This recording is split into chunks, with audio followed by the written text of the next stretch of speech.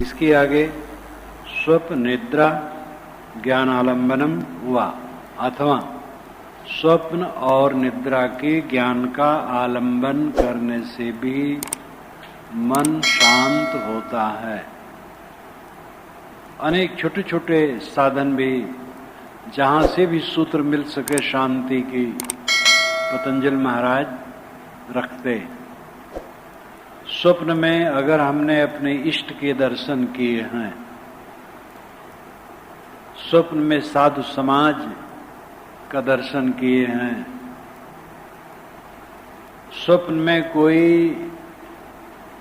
अच्छे संस्कार उद्भावक दृश्य देखे हैं, तो उसकी याद करने से भी मन शांत होता है। अच्छा प्रभाव जहां से अच्छा सूत्र मिले, सांसारिकता न हो, विषय वासना वर्धक न हो, ज्ञान वर्धक हो, अंतर्मुखता की तरफ प्रेरक हो, ऐसा कोई भी सूत्र चित्त में आने से शांति मिलती है। टूटे मकान, फूटे कुएं, जर्जर व्यक्ति, उजड़ा बाग देख करके जिसके मन में विवेक है, तो एक वैराग की भावना उत्पन्न होती है।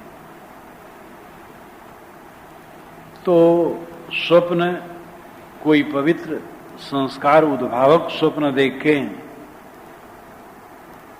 तो उसकी याद करने से भी मन में शांति आती, मन स्थिर होता है। निद्रा, गाढ़ी नींद आई है, सुखपूर्वक नींद हुई है।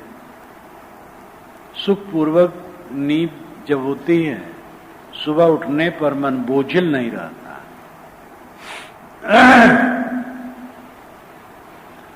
वैसे तो मुझे निद्रा के विषय में याद ही नहीं है कि निद्रा के बाद मुझे बोझिल कभी।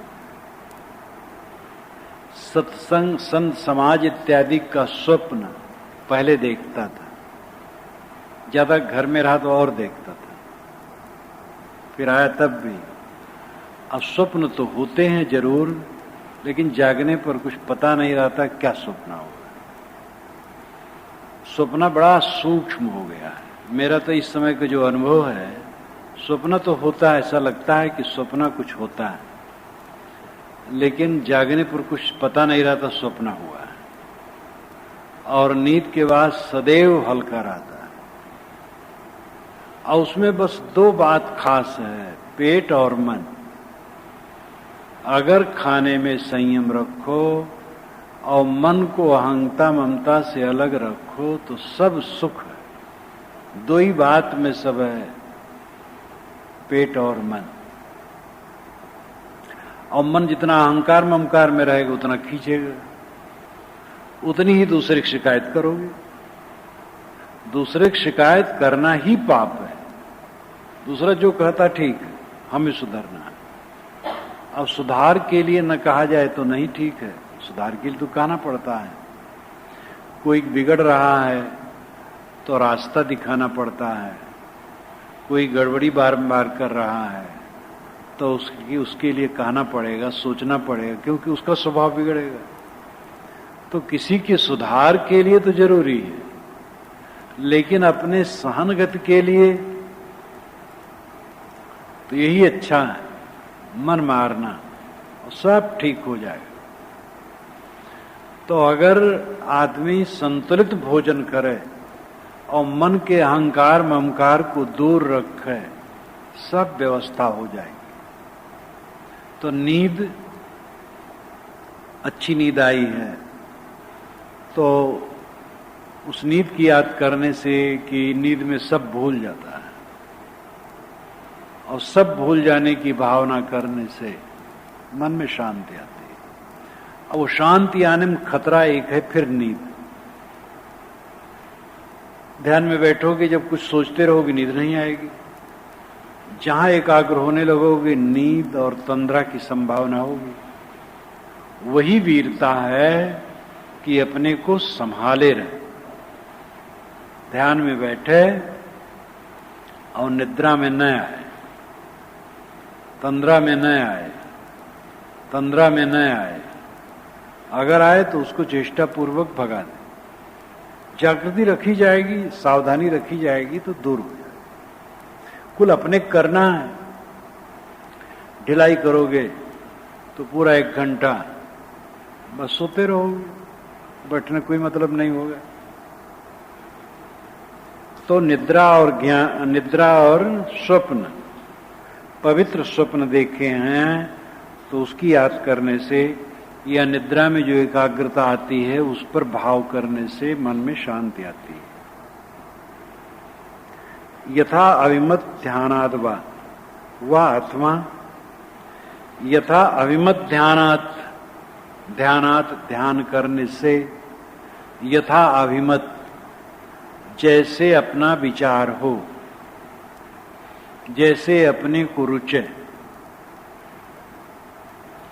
क्योंकि संस्कार सबके अलग अलग हैं, तो एक डंडे से सबको नहीं हाँका जा सकता। ध्यान शिविरों में किसी को तो दृष्टि योग सरल लगता है, किसी को स्वर योग सरल लगता है। एक साधक ने कहा, साहब स्वर योग मुझे बहुत बढ़िया, बस बैठूं और स्वर पर मन केंद्रित हो जाता है, बहुत अच्छा है। एक ने कहा, ये दृष्टि योग बहुत सरल है।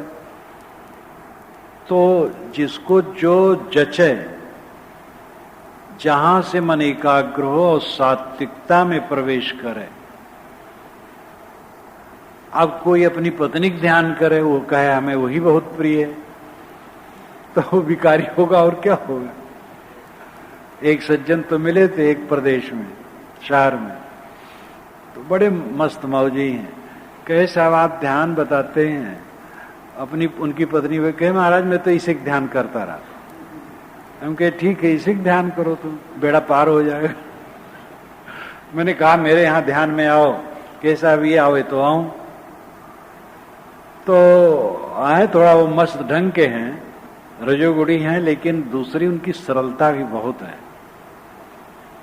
तो अब जहां अच्छा लगे वही ध्यान करो। अब कोई स्त्री चित्र अच्छा लगे तो कर ध्यान करो, डूबे गई, मन विकारग्रस्त होगा। तो जहां ध्यान का अर्थ होता है मन और इंद्रियों का संयमन होना। अब ऐसा ध्यान करो जिससे मन उद्वेगित हो, विकारग्रस्त हो, तो ध्यान क्या हुआ। तो यथा अभिमत का अर्थ है जो अपना विचार हो, लेकिन कौन विचार? सात्विकता, एकाग्रता, अंतर्मुखता की तरफ प्रेरक, ये उसका मापदंड है। फिर जो आपको निष्ठाएं अलग हैं, कोई राम में श्रद्धालु, कोई कृष्ण में, कोई शिव में, कोई कबीर में, कोई बुद्ध में, कोई महावीर में, कोई ईसा में, कोई मोहम्मद में, कोई और में। तो जिसको जहां अभिमत हो, कोई पवित्र आलम्बन लेकर के मन को ठहराने से एकाग्रता आती है। एकाग्रता का अभ्यास करते करते जिनका चित्त सूक्ष्म हो जाता है, सूक्ष्म होने का मतलब यह है कि एक तो रहनी बढ़िया हो, खान पान संयम, मन का अहंकार ममकार दूर, व्यवहार बर्ताव सरल, मीठा वचन, मीठा बर्ताव, सहानुभूति, पवित्र रहनी से रहो और रोज अभ्यास करते रहो तो मन सूक्ष्म होगा। उसकी जो ग्रंथियां हैं वो टूट जाएंगी। और जो संकल्पों का प्रवाह है क्यों होता? अहंकार से और कामना से। कामना जितना बलवान रखोगे संकल्पों का प्रवाह उतना ज्यादा चलेगा, और अहंकार जितना रखोगे उतना संकल्पों का प्रवाह चलेगा। अहंकार कामना जितना सूक्ष्म होता जाता है उतना संकल्पों का प्रवाह घटता जाता है। अहंकार कामना बिल्कुल शून्य हो जाए, संकल्प उठने कोई चांस ही नहीं। इसीलिए सोई अखंड समाधि, जहां अखंड वैराग्य, अखंड वैराग्य आ जाने पर तो कुछ करने नहीं पड़ता, अपने आप करा कराया हो जाता है। तो कोई निरंतर लगा रहे, तो जब चित्त सूक्ष्म हो जाता है और कहीं भी एकाग्रता, किसी शुद्ध आलंबन में एकाग्रता हो जाती है, उसके लिए ऋषि कहते हैं परमाणु परम महत्वांतो अस्य वशीकारः, अस्य ऐसे साधक का वशीकार हो जाता है परमाणु और परम महत्व के अंतराम पर्यंत तक। चाहे वो परमाणु में ध्यान करे, चाहे परम महत्व में ध्यान करे, कहीं भी लग जाएगा। ये महिमा परक वचन है। परमाणु अभी भी आंख का विषय नहीं हुआ है। कोई आंख से परमाणु देख नहीं सकता है। जिस परमाणु को हम देख नहीं सकते हैं, ध्यान का आलंबन उसको हम कैसे बना सकते हैं? और परम महत्व का मतलब है अत्यंत व्यापक। प्रकृति अत्यंत व्यापक है। आकाश को अगर मान लिया, क्योंकि वेदांती लोग आकाश से सबकी उत्पत्ति मानते हैं, तो आकाश भी दिमाग में नहीं आ सकता। आकाश का एक छोटा सा अंश आ सकता है। और परम महत्व प्रकृति माने व्यापक प्रकृति, तो वो भी सब दिमाग में नहीं आ सकता है। एक तो प्रकृति इतनी सूक्ष्म है कि उसको हम देख ही नहीं सकते हैं, जो प्रकृति का मूल स्वरूप है। इसलिए जो परम महत्व और परमाणु दोनों शब्द कहे गए हैं, ये महिमा परक है। अर्थ इतना ही है कि जिस भी शुद्ध आधार में वो मन ठहराना चाहेगा ठहर जाएगा। क्योंकि मन जब सुबस है तो जहां बैठाना चाहेगा वो बैठ जाएगा। ये कुल अपने करने से होने वाला है और बिल्कुल होता है। करने पर लगोगे तब होगा। परमाणु परम महत्व अंतः अस्य वशीकारः, अस्य ऐसे साधक का जिसका मन सूक्ष्म है और साधना परायण है, संप्रज्ञात समाधि लगती है, कहीं भी एकाग्रता लगती है, तो चाहे वो परमाणु का ध्यान करे, चाहे परम महत्व का ध्यान करे, चाहे छोटी वस्तु का ध्यान करे, बड़ी वस्तु का, सूक्ष्म का, स्थूल का लग जाएगा। और जो शब्द यहां कहा गया है वो शब्द का ध्यान असंभव है। न परमाणु दिमाग में आएगा, न परम महत्व। अर्थ है किसी भी शुद्ध आलंबन में उठा जाएगा। क्षीण वृत्तेर अभिजात सेव मणेर गहित्र ग्रहण ग्राहेशु ततस्सत जनता समापत्ति। क्षीण वृत्ते, जिसकी वृत्ति क्षीण हो गई है, अभिजातस इव मणे, जैसे अभिजात मणि हो वैसे। अभिजात इसमें अर्थ कर दिया गया है। यहां अभिजात का कई अर्थ किया गया, लेकिन खास अर्थ है पारदर्शी। एक शब्द के अनेक अर्थ होते हैं। निघंटु में तो एक एक शब्द के 100-125 पर्यायवाची हैं। जैसे नदी का बहुत नाम है, बादल का, सत्य का, गति का बहुत नाम है। तो एक एक भाववाचक स्थित की अनेक संज्ञाएं होती हैं। ऐसे एक एक संज्ञा के अनेक अर्थ होते हैं। एक एक नाम के शब्द के अनेक अर्थ होते हैं। तो जो अर्थ जहां उपयुक्त होता है वही लगता है। यहां अभिजात, अब अभिजात का एक अर्थ है उत्तम कुल में जन्मा, लेकिन अभिजात यहां पारदर्शी का अर्थ है। पारदर्शी, जैसे मणि हो, पारदर्शी मणि, वैसे जब वृत्ति क्षीण हो जाती है तो पारदर्शी मणि की तरह हो जाती है। निर्मल मन पारदर्शी हो गया। कोई कुटेव नहीं, कोई वक्रता नहीं, कोई छलकपट नहीं, कोई विकार नहीं। ऐसा मन जिसका है वो धन्य, पूजनीय। करने से होगा, करोगे हो जाएगा, नहीं तो इसी में बीत जाएगा दिन खटपट में। हमें उन्होंने ये कहा और वो बड़े खराब हैं, और ये नहीं मिला हमें, वो नहीं मिला। बस सोचते सोचते अमरश अमरश अमरश में सब समय बर्बाद जाए, और कुछ न कुछ फाय फाय पिस, सारा संबंध अंततः झूठ। ऐसा अपने को बनाओ कोई प्रभाव मन पर न पड़े। दुख निरोधक शक्ति विवेक है, उसको खूब जागृत करो। जैसे रोग निरोधक शक्ति जिसके शरीर में होती है, उसको रोग कम होता है या नहीं होता है, ऐसे ही दुख निरोधक शक्ति विवेक जिसमें खूब बलवान है तो दुखी नहीं होता है। ऐसी शक्ति अपनाओ, इसी की शरण जाओ, इसके अलावा कोई चारा नहीं, कहीं सुखी हो नहीं सकते हो। ऐसा विवेक जगाओ कि दुख उस पर असर न कर सके, किसी का गांस फांस न लग सके। सुन काहू की बोल, कांसा ताबा होए रहा, ता ठिकों का मोल। तो काहू का बोल, श्री पूर्ण साहब ने कहा, काहू का बोल सुन करके ये बेपारखी भटक जाता है, पारखी नहीं भटकता। तो दुख निरोधक शक्ति अपनाओ और उससे वृत्ति क्षीण करो। क्षीण वृत्ति का मतलब है सरल वृत्ति, धुनी हुई रुई की तरह। जैसे रुई एकदम धुन दी जाती है तो साफ, कचरा गिर गया उसमें कुछ भी कठोर है गिर गया, केवल एकदम रुई, धुनी रुई। क्या उदाहरण दें, मक्खन भी उजरदार होता है, धुनी रुई तो धुनी रुई। ऐसे मन को इतना धुन डालो कि उसमें कुछ विकार रहे ना, तो ये क्षीण वृत्ति कहलाएगी। तो ग्रहित्र, ग्रहण, ग्राहेसु, ये तीन पीछे 17वें मंत्र में बताया गया था। ग्रहित्र, ग्रहण, ग्राहेसु। ग्रहित्र का मतलब है ग्रहीता, ग्रहण करने वाला, चित्त पूर्वक पुरुष, बुद्धि पूर्वक आत्मा, ये ग्रहित्र है, ग्रहण करने वाला है। सारे विषयों को ग्रहण करने वाला कौन है? चित्त पूर्वक चेतन।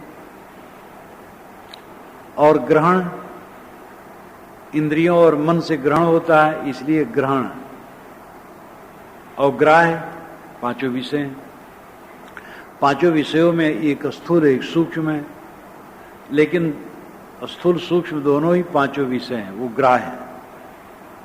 इनमें चाहे ग्रहण में, चाहे ग्राह्य में, चाहे गृहीता में ध्यान वो करेगा तो तटस्थ तज्जनता हो जाएगी।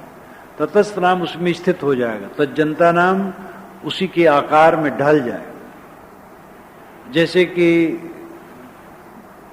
ग्रहीता पर ध्यान किया, ग्रहीता पर, आत्मा ग्रहीता है, चित्त पूर्वक आत्मा ग्रहीता है, तो अपने चेतन स्वरूप के भावाकार में हुआ, मैं जन्म अखंड शुद्ध बुद्ध निर्मल हूं, तो चित्त से ही सोचा जाएगा।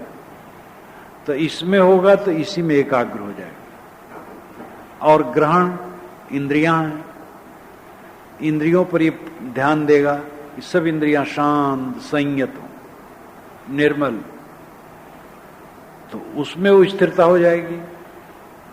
और किसी स्थूल या सूक्ष्म पदार्थ में मन ठहराएगा तो जिसमें ठहराएगा ठहर जाएगा। तो तटस्थ यानी उसमें स्थित हो जाना, तज्जनता उसी के आकार में ढल जाना।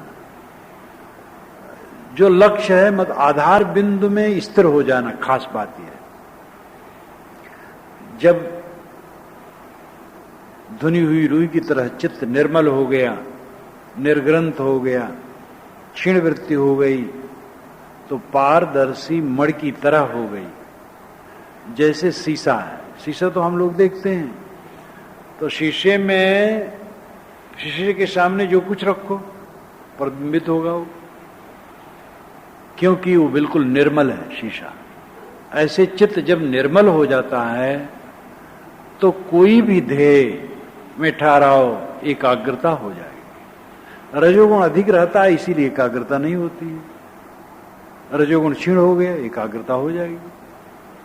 तो तटस्थ उसमें स्थित हो जाएगी और तज्जनता उसी के आकार में चित्त ढल जाएगा, ध्येयाकार हो जाएगा।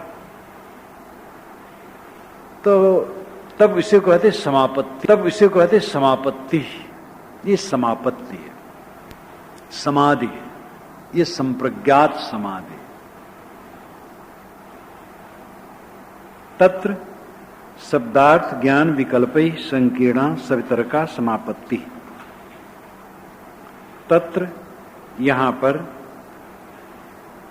ग्रहित्र, ग्रहण और ग्राह्य, ये तीन आलम्बनों को बताया गया। उनमें से यहां ग्राह्य के विषय में बताया जाता है। ग्राह्य चाहे स्थूल पदार्थ हो चाहे सूक्ष्म पदार्थ हो। स्थूल पदार्थ जैसे किसी संत का चित्र है, स्थूल है। सूक्ष्म है जैसे आंखों में चमकता बिंदु या ज्योति या सांस आती जाती है, सूक्ष्म है। और चित्र स्थूल है। तो स्थूल या सूक्ष्म किसी भी ग्राह्य विषय में जब हम ध्यान करते हैं तो शब्द, अर्थ और ज्ञान का विकल्प रहता है। तो इसको सवितर्क समाधि कहते हैं। समापत्ति का मतलब समाधि।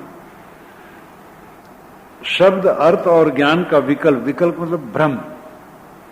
जैसे चित्र का हम ध्यान करते हैं तो चित्र एक शब्द है और दीवार पर टंगा जो चित्र है वो अर्थ है, और ज्ञान हमारे दिमाग में है। चित्र, शब्द, चित्र और अर्थ। शब्द तो जैसे चित्र है तो चित्र एक शब्द हो गया, लेकिन चित्र का जो अर्थ है वो तो दीवार पर टंगा हुआ है, वो है, और उसका ज्ञान हमारे दिमाग में। ये तीनों बिल्कुल अलग अलग है। लेकिन संकीर्णा, इसमें संकीर्णा उलझ जाता है, एक रूप प्रतीत होता है। ये सब अलग अलग नहीं प्रतीत होते हैं, एक रूप हो जाता है, तो उसमें उलझ जाता है।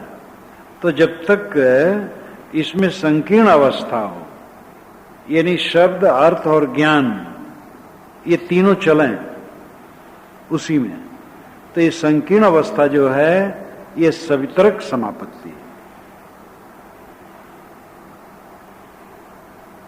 समापत्ति ने ध्यान अस्मृत परिशुद्ध स्वरूप शून्यवार्थ मात्र निर्भाषा निर्वितर्का। अस्मृत परिशुद्ध, अस्मृत परिशुद्ध है तब स्वरूप शून्य यू अर्थ मात्र निर्भाषा, अर्थ मात्र का निर्भास होता है। जैसे कि चित्र है वही अर्थ है, शब्द पर ध्यान नहीं और ज्ञान पर ध्यान नहीं, बस केवल चित्र में एकाकार, और अर्थ, ज्ञान और चित्र छोड़ दिया गया। यानी चित्र जपा नहीं जाता, ज्ञान की जरूरत नहीं, और शब्द की जरूरत नहीं, केवल आकार जो चित्र का आकार है उसी में स्थित हो गया। या ज्योति में ध्यान करते हैं तो ज्योति केवल ज्योति दिखती, बस ज्योति शब्द पर ख्याल नहीं, और ज्योति कहने की जरूरत नहीं, सोचने की जरूरत नहीं, बस ज्योति के आकार में चित्त डल गए तो अर्थ मात्र का निर्भास होता है वहां। स्वरूप शून्य यू, चित्त का स्वरूप शून्य यू रहता है, शून्य के समान रहता है। यू इसीलिए लिखा है क्योंकि समाप्त नहीं रहता, चित्त समाप्त नहीं रहता है। यहां तक कि असंप्रज्ञात समाधि में भी चित्त समाप्त नहीं रहता है, चित्त रहता है, वृत्त समाप्त रहती है। ये ध्यान देने योग्य। योगश्चित्त वृत्त निरोधा जो दूसरा सूत्र है वही उसके लिए काफी है। योग क्या है? चित्त वृत्त निरुद्ध हो जाना। चित्त निरुद्ध हो जाना नहीं, वृत्त निरुद्ध हो जाना। चित्त की वृत्त का निरुद्ध हो, चित्त रहेगा, चित्त है तो सो जाएगा। गाढ़ी नींद में चित्त बीज रूप में हो जाता है, तो इसलिए आप कह सकते हैं कि चित्त वहां नहीं, तो गाढ़ी नींद हो गई। गाढ़ी नींद में चले बिल्कुल बेकार हो गया। असंप्रज्ञात समाधि बिल्कुल जागृत अवस्था है। साच कहो तो हलचल बंद हो गया, बस अपने स्वरूप का ज्ञान ही है, हलचल बंद हो गया, शांत बैठे, बस असंप्रज्ञात है, कुछ सोचते नहीं, बस असंप्रज्ञात है। उसको बहुत गूढ़ बना करके कोई अचरज भरी दृष्टि से देखने की जरूरत नहीं है असंप्रज्ञात को। हलचल चित्त में नहीं है, कुछ सोचा नहीं जा रहा है, अपने आप शांत है, बस असंप्रज्ञात है। तो स्वरूप शून्य इव है, चित्त का स्वरूप शून्य है, शून्य नहीं है, लेकिन इतना सहज है कि कोई पीड़ा ही नहीं है। तो अस्मृत परिशुद्ध हो, साधना करते करते जिनकी अस्मृत परिशुद्ध हो गई तो स्वरूप शून्य यू हो गया, तो अर्थ मात्र का निर्भास होने लगा, शब्द और ज्ञान नहीं, केवल अर्थ। चित्र में एकाकार हो गया बस। अब चित्र को अलग करके उसका ज्ञान करने की न जरूरत है और न चित्र सोचने की जरूरत है, बस चित्राकार हो गया, ऐसे ज्योताकार हो गया। कोई भी आधार बनाए, कोई भी आलम्बन में लगा तो आलम्बन में बिल्कुल स्थित हो गया बस। तो वो कहते हैं निर्वितरक समापत्ति। एतयो सविचारा निर्विचारा च सूक्ष्म विषया व्याख्याता। ऋषि कहते हैं इतना कह देने के बाद सविचार और निर्विचार इन सूक्ष्म विषयों का व्याख्यान हो गया। जिसे पीछे कहा है ग्राह्य के विषय में, स्थूल पदार्थों में समाधि के दो भेद, सवितरक और निर्वितरक। जब शब्द अर्थ और ज्ञान का उलझा हुआ रूप रहे तो सवितरक है, और जब शब्द और ज्ञान क्षीण हो जाए और अर्थ मात्र का निर्भास हो तो ये निर्विचार है, निर्वितरक है। इसी प्रकार जब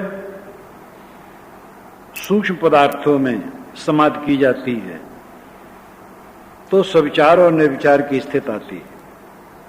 सूक्ष्म ध्येय में मन जब लग गया और शब्द अर्थ और ज्ञान में मिली जुली स्थित है तो सविचार समाधि है, और केवल लक्ष्य में स्थिति हो गई तो निर्विचार समाधि हो गई।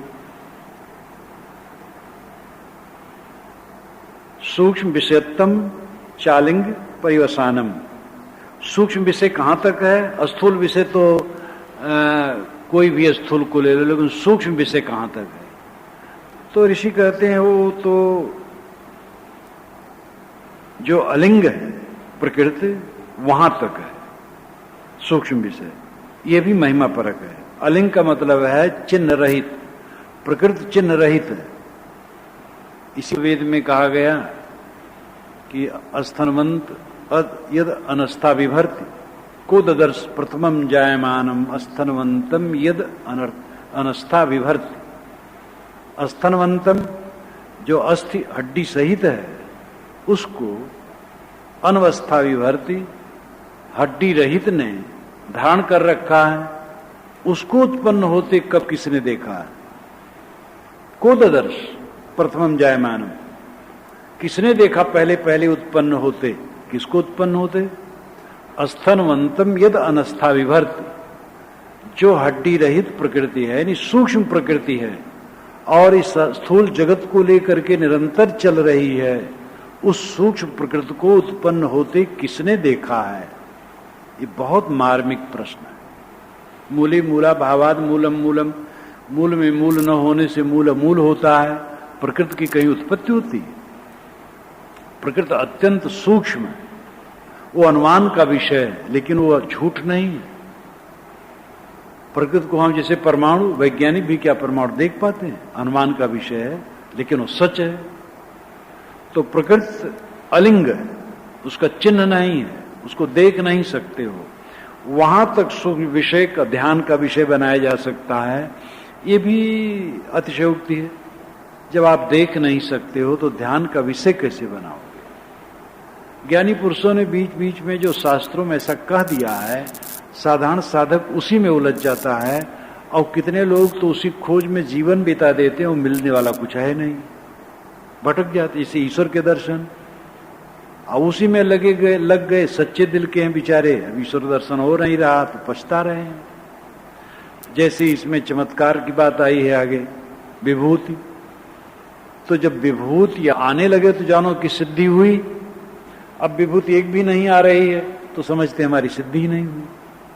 तो शास्त्रों में जंगल भी है और उसमें नीर छीर विवेक करके ही ग्रहण करने लायक है। जब एक बार उपनिषदों पर मैं कलकत्ता में बोलने लगा प्रेम जी के सामने, वही तो अपने साधु रहे, प्रेम जी रहे। कभी कभार कोई भूला भटका एक दो आ जाता है तो आ जाता है, नहीं तो बस इतने सुबह। तो बहुत खुश हुए।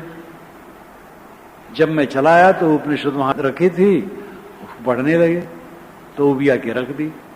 जब मैं गया, कहा साहब आप क्या अपने तरफ से कहते थे? तो बढ़िया बढ़िया आप कहते थे। मैं पढ़ने लगा तो घबरा गया। तो मैंने कहा भाई आप एक तरफ से पढ़ते होंगे और मैं जानता हूं कहां क्या है, इसलिए उलट उलट करके वह मंत्र कहा करके आपको सुना रहा है। ये उपनिषद सौरभ रचना की पूर्व की बात है। तब जब उपनिषद सौरभ रचा, लिखा, छपा, तो समझे कि हाँ देखो एक तरफ से इसमें मक्खन है। तो शास्त्रों में उलझने हैं। अब यहां जो बताया गया कि अलिंग पर्यंत सूक्ष्म विषयत्वम च अलिंग परिवसानम, परिवसान नाम समाप्ति पर्यंत तक, ये जो अलिंग प्रकृति है वहां तक 5 तत्व से 5 विषय सूक्ष्म है, 5 विषय से अहंकार सूक्ष्म है, अहंकार से महातत्व सूक्ष्म है, महातत्व से अव्यक्त प्रकृति सूक्ष्म है। ये सांख्य और योग की प्रक्रिया है।